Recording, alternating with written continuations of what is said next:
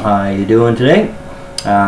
This is my sixth video, and the tips I'm going to tell you about today is basically what the fish are feeding on in the different seasons that obviously we have here, our 4 seasons.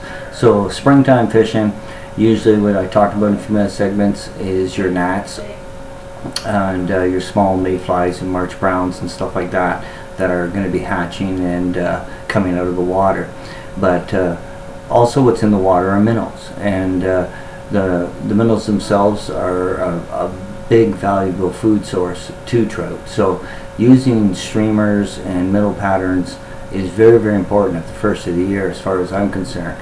And you can go to a fair size too. It's unreal how big a small trout will eat a certain size bug, and the thing can barely get in his yap, but it wants it. It wants that meal. It's a big burger sitting right there, and he wants it.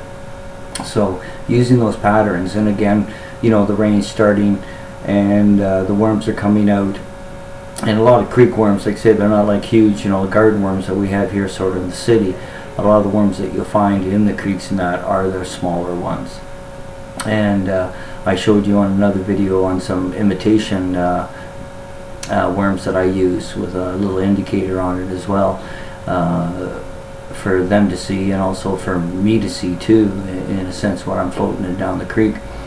But minnow patterns and worm patterns and some of the top water flies that are coming off in the early spring are definitely your best bet. But again, every time you go down to the creek, every day can be different. New bugs come out all the time, new hatches happen all the time.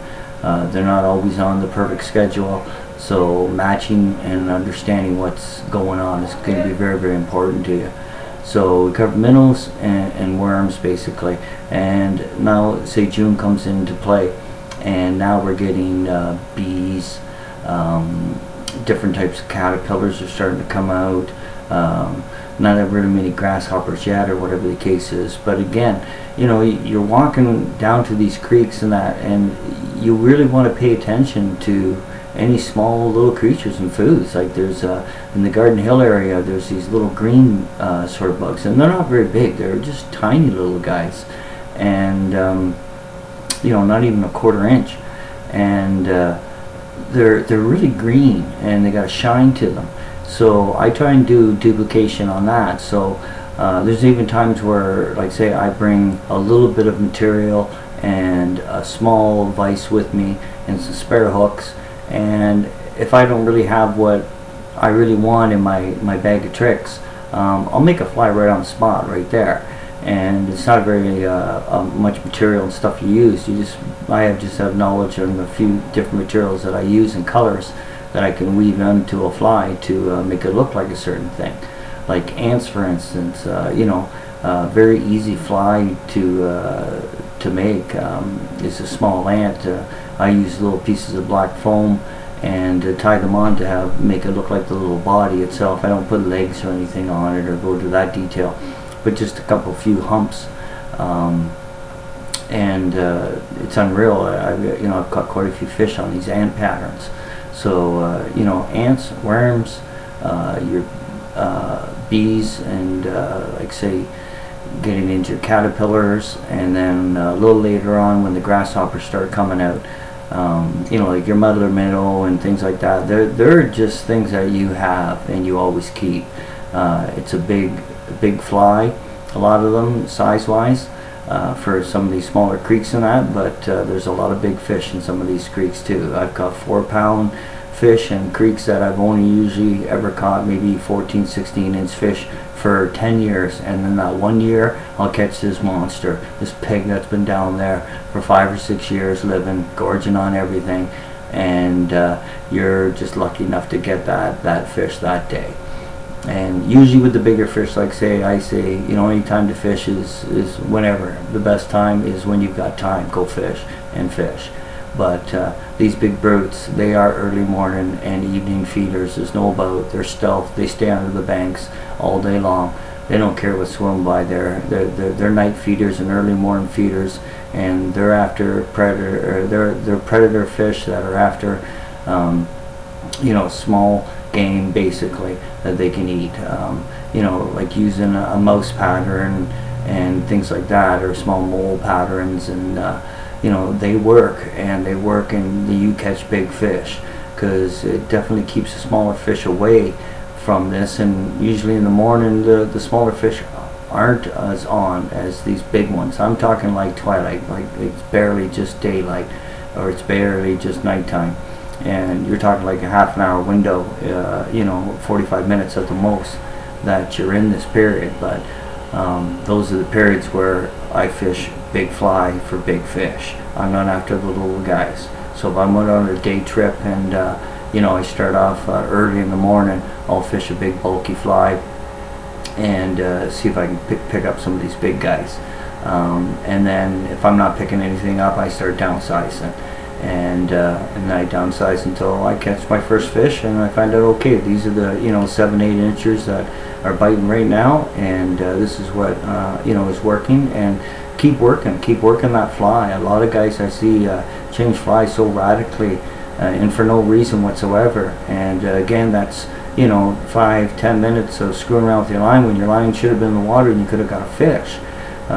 Again, I go with beginners. I've taught people and have over the years, and taken them down to creeks, and they're watching me pick trout out one after another, and they can't catch anything. And I understand that fly fishing at first can be very confusing, but it is a very, very simple thing, and taking it right down to the basics is the easiest way to go. And with food, it's very basic. Like I say, you walk down the creek again, you're not even fishing now. You don't have a fly on your line. You're just observing, checking out what's around for the food, what's going on. Take a look at the creek, turn over the rocks, have a look, and see what they're feeding on. And once you master that, it'll be unbelievable how much you'll gain as far as catching more fish. It's not, again, this is, information 50 years back, if not longer, that people have been using certain type of flies and that. But being observant and paying attention to the different bugs and what's hatching and what's going on at this time is the most important thing. But like a minnow pattern is something that can be used year round, because there's always the minnows that are in the creeks. It's not like they die off and new ones are born or whatever. They have their cycles too, of size and when they have babies and so on and so forth.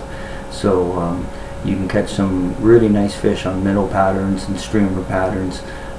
In some places you don't have to look like say with the darker water after a good rain or something and the water's a little milky, I'll throw on like a black and orange with a little silver in it as a streamer, and just bring that through the pond, and usually bring it from cast out downstream and bring it up through the current.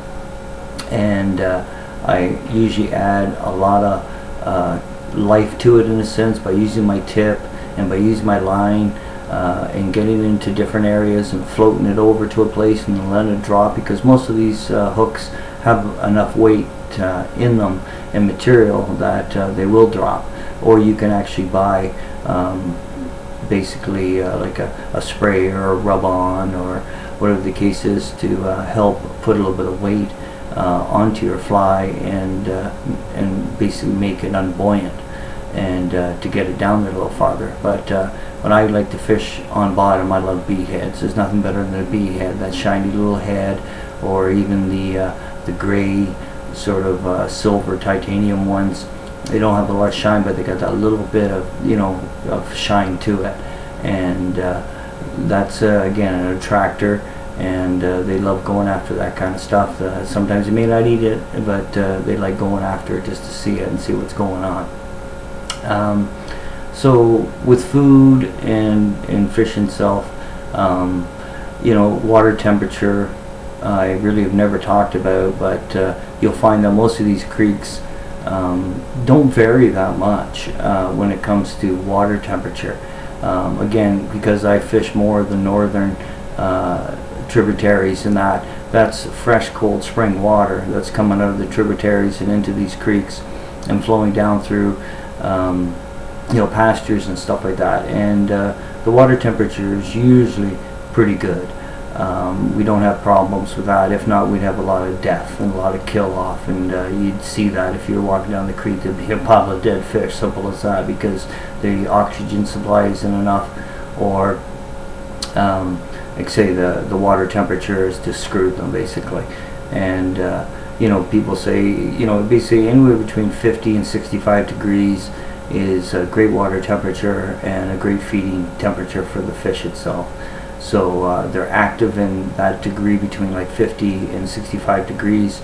Again, brown trout can hold on a little better than rainbows and speckled trout. Speckled trout definitely have to have the colder water. They'll always keep swimming upstream to colder water because they definitely like it around 50 to 55 degrees. Your rainbows and that, and the browns are way more perceptive or unperceptive to the temperature. There's lots of streams and lots of rivers which also have springs coming out of them, and the fish will definitely concentrate in those areas. So if you're going down a creek and you see on the side of the hillside water coming down into the creek, you'll find there'll be more fish there because there's nice cold water coming down into that one little pool or whatever the case is. And they can stack up in there because of the water temperature. They want a nice place to stay, healthy, and water temperature makes a big difference. So I used to carry a gauge with me now, but I've done so many water temperature tests now that it really, to me, doesn't make that big of a difference. You can tell just by putting your hand in the water how cold that water is. And understanding that's why when you get into the summer months, it is a little harder to catch the fish. But because water temperature can definitely play into it to a point, especially if you don't get a lot of rain. But anyways, I don't want to go too long with this segment, and just give you an idea on what to use. And it can be used anywhere, any rivers in the Ontario Basin. It doesn't matter. It's all the same. There's no real difference. So thanks for listening, and fish on.